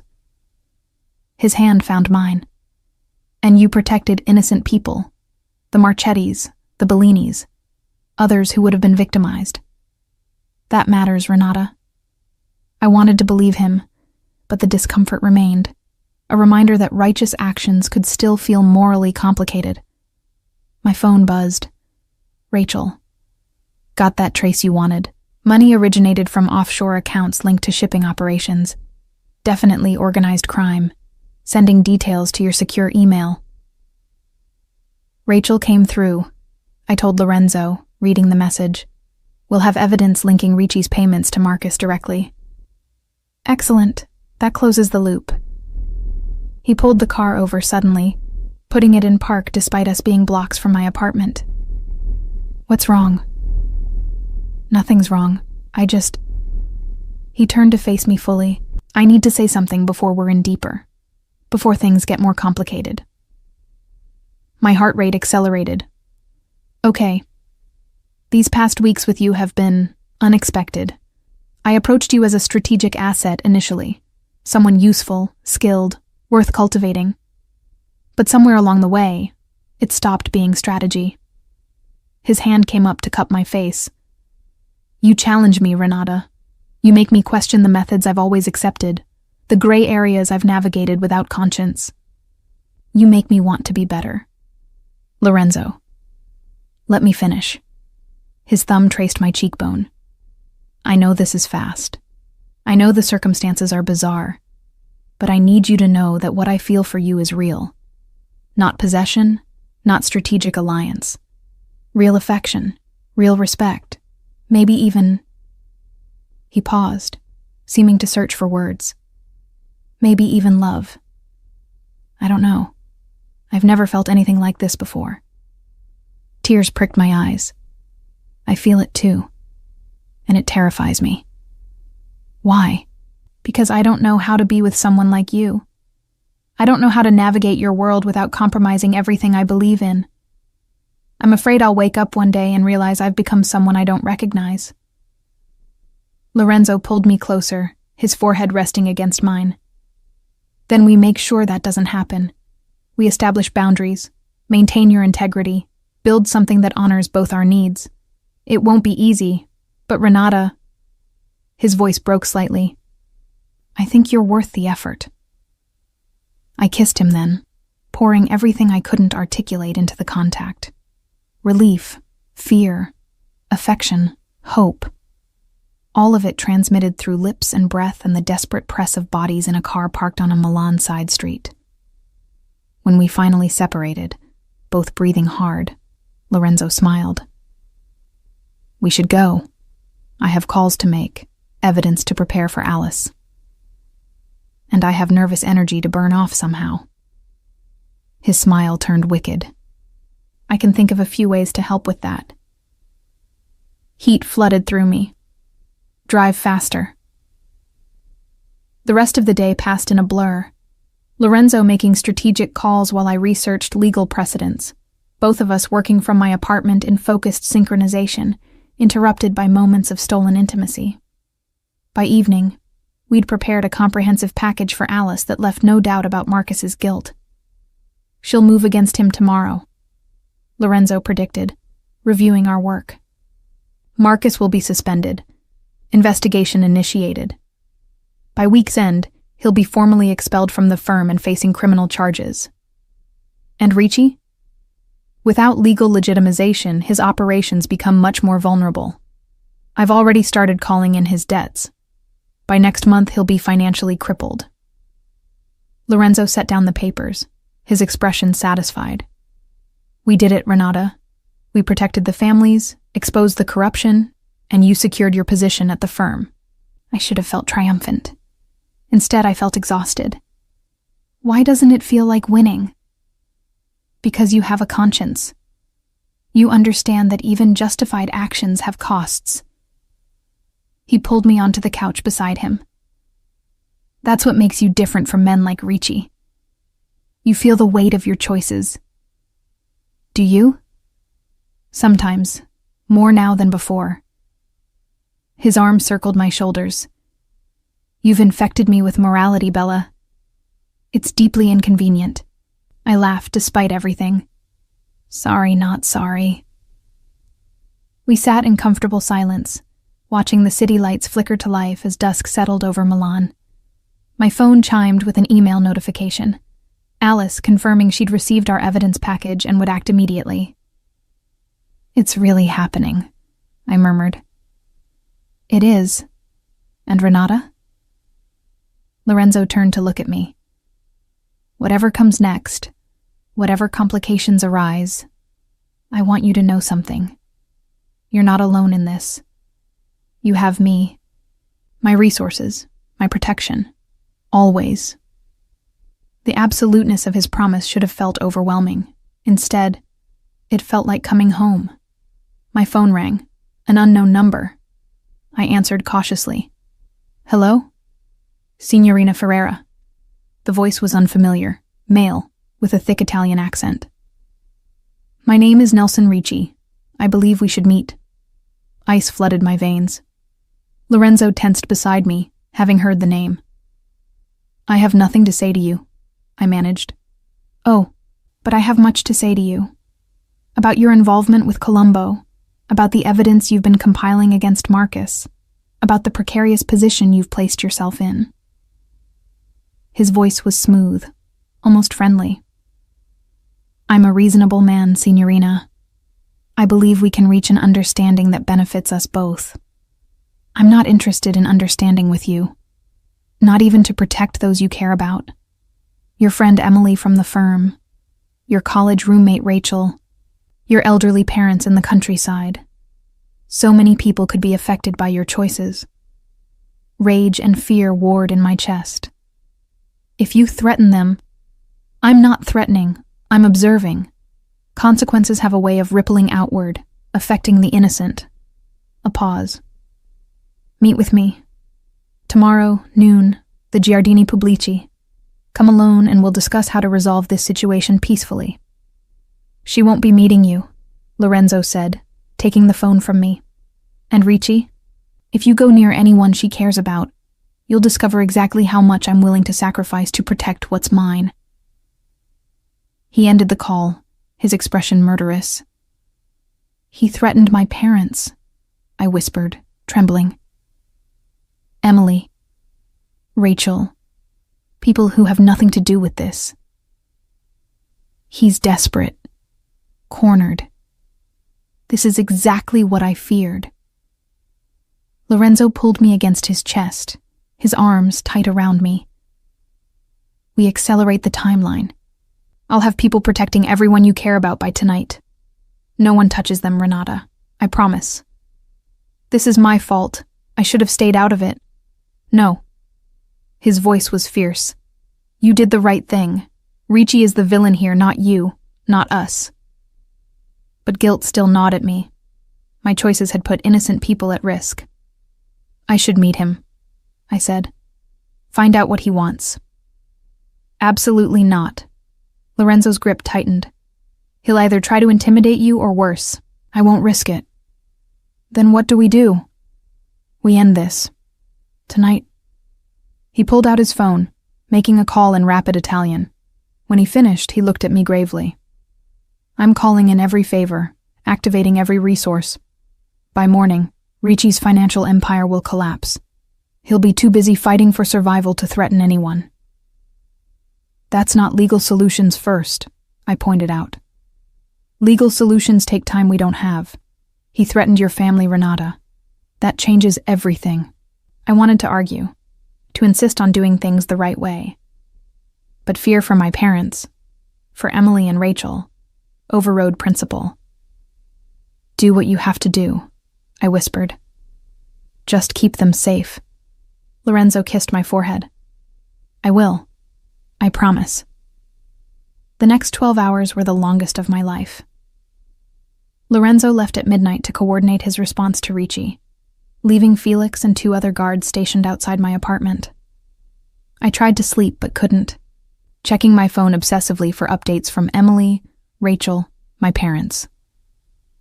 At 3 a.m., Lorenzo texted, Your parents have security now. They don't know, but they're safe. Same with Emily and Rachel. Breathe, Bella. At 6 a.m., Ricci's accounts frozen, his assets being seized for unpaid debts. He's falling apart. At 9 a.m., Alice called. Renata, are you all right? Marcus was arrested this morning at his home. He's claiming you and Lorenzo framed him, that the evidence was fabricated. It wasn't, I said firmly. Every document I showed you is authentic. Let him claim conspiracy. It won't change the facts. I know. The forensic team confirmed everything. Marcus is finished. She paused. But Renata, there's something else. Nelson Ricci contacted the firm this morning, threatening legal action against us for defamation. He's desperate. I know. He called me directly yesterday. What? Alice's voice sharpened. Renata, you need to file a police report. That's harassment, possibly intimidation. Lorenzo's handling it. Lorenzo is not law enforcement. Her tone was stern. I understand he's been protective, but there are proper channels. Alice, with respect, proper channels won't stop Ricci fast enough. Lorenzo's methods are more efficient. Silence. Then, carefully, are you certain about this path you're on? Once you're identified as Lorenzo's associate, it changes how people see you. I know. I've made my choice. Then I hope it's the right one, for your sake. She ended the call. At noon, when Ricci was supposed to meet me in the gardens, Lorenzo arrived at my apartment instead. It's over, he announced, looking exhausted but satisfied. Ricci filed for bankruptcy this morning. His organization is dissolving, his allies abandoning him. He's finished, Renata. Relief crashed over me. And the people he threatened? Still under protection until we're certain his network is completely dismantled. But the immediate danger has passed. I collapsed onto the couch, adrenaline finally fading. We did it. You did it. Lorenzo sat beside me, pulling me against his side. Your evidence exposed Marcus, which cut off Ricci's legal access.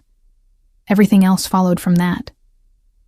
We did it together, I corrected. I couldn't have survived this alone. You won't have to survive anything alone. Not anymore. He tilted my face up to his. Renata Ferreira, brilliant lawyer, conscience of my empire, woman who's made me want to be better. Will you stay with me? Not just for safety, not just for strategy, but because we're building something real? Tears spilled down my cheeks. Yes. But Lorenzo, I need you to keep evolving, keep moving toward legitimacy. I will. It'll take time, but I promise. Every year will be more legitimate, less gray, for you, for us, for the future we're building. I kissed him then, pouring all my relief and hope and affection into the contact. When we finally separated, both smiling, I said, "So what happens now?" Now, we live. You return to work. I reorganize my operations to be more legitimate. We figure out how to build a life together that honors both our values. He grinned. Simple, really. Nothing about this is simple. No, but it's ours.